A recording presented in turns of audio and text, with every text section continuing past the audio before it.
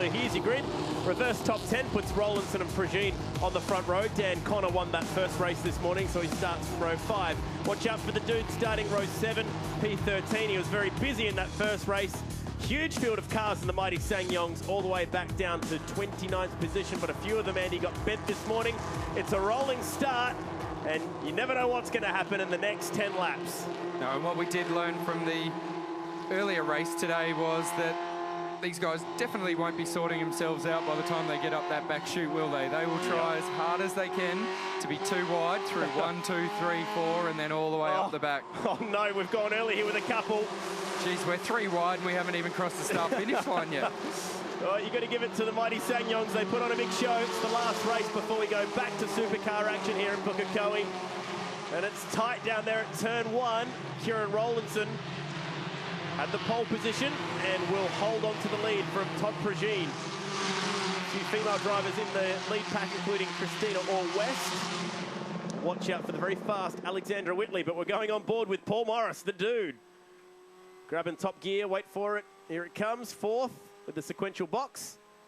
Takes a while to get there. He's busy trying to pick up a few more as we are 3 wide on approach to the Century Batteries turn 5.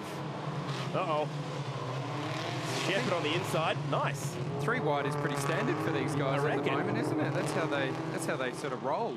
But look, a couple of laps in, this is going to sort itself out. One thing I did learn from the earlier race today, or another thing I learned from the earlier race today, was momentum is key with these cars. So what we see in these opening laps is everyone not only jostling for position and trying to be 2/3 wide, but also just getting on the gas early and keeping that flow going. And that's where a little bit of trouble can come in. But thankfully these guys have made it through the first lap all unscathed, and they're racing on. Listen to the little Mercedes engine scream. This is Alexandra Whitley, former Aussie who now lives this side of Australia, over in New Zealand. Progine covering the inside line. Orr-West wants the outside. See, the ladies are brave in this category, aren't they? They don't mind trying to go the long way around the corner. Yeah, absolutely. That would have been a ripper move if she was able to pull that off. It was... it was a big moment hanging around the outside, got the job done, but just wasn't able to hang on the inside for the turn 2 to get the job done. The 90 had a bit of a moment. He's caught up in the middle of all this. It's Dan Connor. What a frantic mid-pack battle this is. That's a perfect example, mate, of what I was just talking about. As soon as he had to lift on the exit of turn 4 there, it just killed his run and everybody swamped him. Lost a couple of spots out of that. And not only lost a couple of spots, but is backing everybody up. So it's a bit of a hot little pack, this. Could end in a bit of danger. Oh, there we go. Yeah, there it is. When you get out on that wet grass, it can be dangerous, but Joel Herbert is wise to it. Not as wet as this morning. So, that's the difference we see there. There's a bit of traction out there this afternoon, whereas when the guys got out there this morning, the rear went around and all hell broke loose. A lot of... big throw in that gear shift when you see Paul plucking the gears. It's got a lot of leverage. Dude's got a great run on Murray Brook. Yeah, sneaks up the inside at 10. He'll be on the outside at 11 though. Yeehaw. That is busy racing. Great thing about Paul's yellow gloves there was we could see how busy he was working that steering wheel. Now he's going to be on the outside at turn 1. Hang on, dude. Wow, he goes the long way. He'll have the inside now on the curbs. Oh, there it is. Oh, he's around. Well, he played with fire and he got burnt. Now, can he get a gear and get out of here? He's in second. He wants first. Can't find it. Somebody needs to get on the radio there and just tell him to hit the 4-wheel drive button. That'll help him. And no, the lights go out. It was interesting when we were on board with Paul there and he was downshifting for turn 2. A little bit of rear locking going on. I could hear the rear chattering and it did look like he'd lost the rear before he got the job done. So we'll have a look at the outside here. Oh, yeah. Massive amounts of curb. He took the curb because he didn't want to hit the guy outside. And as a result, it was Trey Nan that he was fighting with. So he took the curb because he didn't want to go barreling into the side of Nan, but when he landed, it was hard to gather it back up. Here it is. Oh. That was it there that I was talking about. That little of the engine coming up was a bit too much. Locked the rears as he landed off the curb and around he went. And about a second after he got that car moving out of the gravel trap, safety car came out. The officials had to pull the trigger on that one eventually. They gave Paul as much time as they could, but just when they pressed the button is when he got going. And as a result, we send the Lexus safety car out to pull up the field. The upside of that, though, mate, is it should be a very brief safety car, and we can get back to some racing. These guys can get back into entertaining us as they have done today. Well, that's the thing, isn't there? There's only 10 laps in this very short race. It'll close everyone back up again. Kieran Rollinson leads the way. This young lady actually won the reverse grid race last year. Led for a little while earlier this morning in what was a wet race at the end of the day.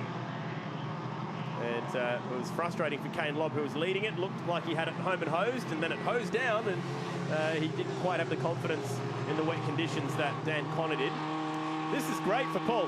Maybe that's what he was doing, a bit of foxing, hoping they'll throw the caution flag out and he could catch the pack again. I think they call that a competition caution or a good old-fashioned free kick in speedway terms. Yeah, look, I wouldn't put it past Paul. He's a wily character, and when it comes to knowing the rule book, he definitely knows it. So, look, it wouldn't surprise me as we see him. Look at that, chasing the safety car with the right arm, just holding that door closed, is he? Mr. Cool. That's what he is. Not many cars you can do that in, because there's usually a window net there. We're good to go racing this time by, and the dude will get back onto the pack. Bad news for Leach, who sits 26th and 1 in front of him. I'd be opening that door nice and wide down there at turn 1. Absolutely. One thing's for sure, the thing I like about his open face helmet is we can see the huge smile from the ear on the dude. He's having a great time out there. He was so pumped up after that race earlier today. Loving the action. Kieran Rollinson finished second in the reverse grid race here last year. Will lead us back to the green flag. Didn't lose a lot of time at all. That one lap behind the safety car. Green's back out. Good crowd sticking around for the last race here. Still plenty of grey clouds to worry about, but the sun's shining at the moment on the mighty Ssangyong Actyon Ute. They're big on entertainment. See how the tail lights and the brake lights have those stickers on them? They're trying to stop those brake lights and tail lights from getting smashed out all the time. But what it does do is make it really difficult to know when people are on the brakes. Hence the accident we saw earlier today when a few guys piled into a stopped car. They couldn't see the brake lights that were up ahead. That's a really good point that you're making, particularly when you're in a really tight battle pack like we see here quite regularly with these utes. You are relying on the car ahead of you a little bit and a trigger to know when they're going to brake. So, maybe they need to have a little rethink about that, or even just make something in the rule where they open up the stickering on the rear lights a little bit. We're all for cost saving, but it's a bit of false economy when you're stickering up the tail lights so you don't damage them, but you're running into a heap of cars. Todd Prugine turns the leader around. No! Rollinson gets tagged, keeps his boot in it. That's a pretty handy bit of precision driving down there at the Husqvarna hairpin. But he will be fuming. And it's still on behind the leaders. Looks like Rollinson had practiced that. Got out of there in a hurry. Maybe he'd been to an old school ute muster somewhere and just taken the race car out for a bit of circuit work practice. Over in Denny Ute Muster, back in Australia. So Prugine leads us back this time from Shepherd, second in the championship last year, second in this race. Oh no, Whitley with a big slide and she's gone. Oh, she finds her way to the gravel trap safely, but that was a heart stopper. Yeah, it's always going to be difficult to catch a slide like that when you've got a Ssangyong Ute at 3.5 tonne pushing the rear of your car around. Well, I hope they stay green here, Andy, because it's on down the back straight. We've got Gibson stuck in the middle here. Todd Prugine on his outside. And no, safety car boards are out. And that was pretty good heads-up driving from everyone to pull out of that one, including Joel Herbert, who was a part of this battle. And that is buried deep. It's taken another big styrofoam sign with her. The dude got out of his gravel trap, but Alexandra's not getting out of that one. Winner of race 2 last year in the dirt. This is a fast moment. Let's quickly relive what happened at the hairpin. Your opinion on that one? Yeah, look, this is probably the telling moment, isn't it, where the 7 gets turned around at the hairpin and it backs everybody up. So a couple of opportunities here on the run up to turn 1. And unfortunately, like I said, Alex had a 3.5-ton Ssangyong pushing the back of her car. She was never going to catch that slide. Clean bowl down there at turn 1. Here's the onboard, hang on. And the point of contact, there we go. Heaps of opposite lock. And in a lot of trouble. It's about this point here that she would have said, you know what, I'm going to struggle to get out of here. She was very lucky that that didn't go side on, like we saw with Callum Hedge yesterday, because she was carrying some big-time speed. Yeah, thankfully the rear sort of went into the gravel trap first and then the front followed it round. It's like we saw with Callum yesterday, it's when both side wheels go in at the same time that it trips itself up. So it was Christina or West that centre. Got 1 sign, got 2 signs, got 3 signs, all the Ssangyongs. The 2 girls racing hard. No love lost, was there? No, there wasn't. Here we go, cleaning up the 10 pins down here. 1, 2, 3, oh, there's all 4 of them. Never seen that before. What a shot. She's back out there. Did she lose a lap? She did. That's a shame. So any position she could pick up from here won't count. Morris went from 27th on the restart to 23rd in 1 lap. Handy. Recently engaged in the off-season, Alexandra Whitley. Her fiance is out racing in P7 right now. I thought you were going to say Paul Morris recently engaged in the off-season there. Now let's see how the dude got these spots made up. On the outside at 2. Keep your boot in it. No worries. Is that technically a shortcut in a Ssangyong, or is that what they built to do? I think they straight across. They're very handy off-road, the old Ssangyong, so clearly. No worries there. Back to 2nd. All in a day's work. Clean move for the dude. We'll get back to racing. Looks like we're ready to go with Rowan Shepherd. How quick are these restarts? They're pulling cars out of the gravel everywhere this weekend. Getting back to racing as quickly as possible. Outstanding work from our officials. On such a short circuit as well, that's not easy to do. We've got 2 groups forming on the restart. Let's go. It's Rowan Shepherd now. From Todd Progine, Matt Gibson. Lob, all West, Herbert, Bennett, Rollinson, Nan and Brooke in the top 10. That's Royce Rollinson because the other Rollinson got turned around. It's fair to say there could be a bit of an investigation still to be had about what happened to the leader. Yeah, I'd say there'd be a fair investigation. I haven't read the rule book, I'll be honest, in terms of driving code of conduct for the Ssangyong Ute, but I'd say pretty safely sure you're not allowed to drive into the back of someone. It's all in Korean, that's the problem. They're busy, and 3 wide again. Oh, hang on, we're all sideways. Slipping out. It's the 28 that gets forced off this time, but did a good job to bring it back on. That is Bennett. Progine looks to the inside of the leader. Moves going on everywhere. Gibson wanted the high line through the hairpin. Oh, he made it work. Nice. That's a great move. The ability to pass people on the outside at Pukekohe in a Ssangyong is amazing. And on the grass. Let's not say we have to use the trap there. There's a couple of guys out there. If anything, the inside line is not the preferred line. Here comes the dude coming through, buddy. Look out. He's got another one. Race for the lead is on. It's Gibson and Shepherd as the sky grows very dark all of a sudden. Sideways through turn 1. Penultimate lap.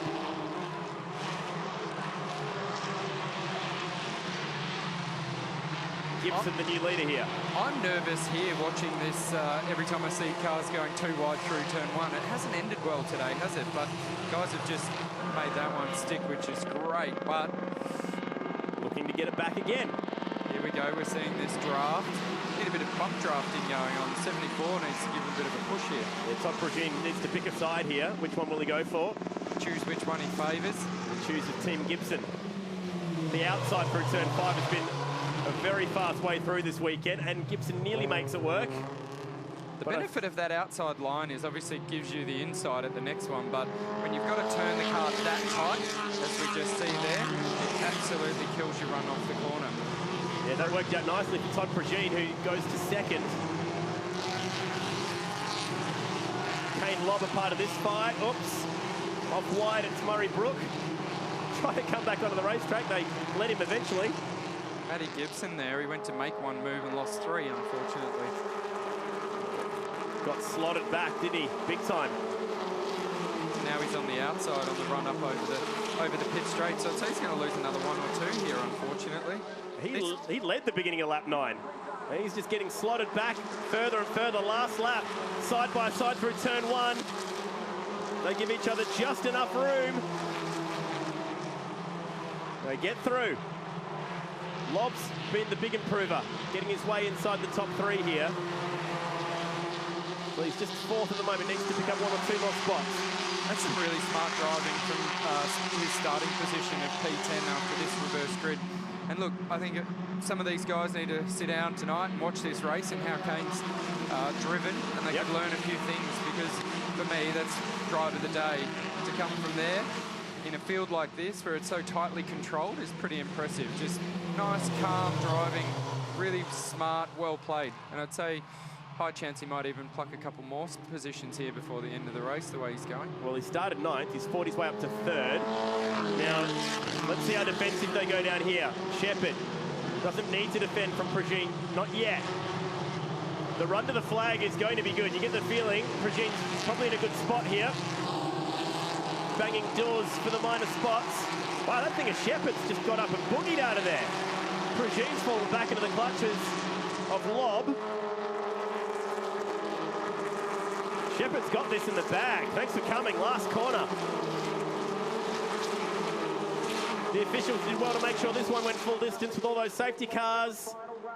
And it's Rowan Shepherd, runner-up in the championship last year, gets one on the board. The reverse grid race. Nice job. And the dude made it look easy. Fought his way back to 16th, picking up 11 cars since that first restart. Did it one-handed as well, if you don't mind.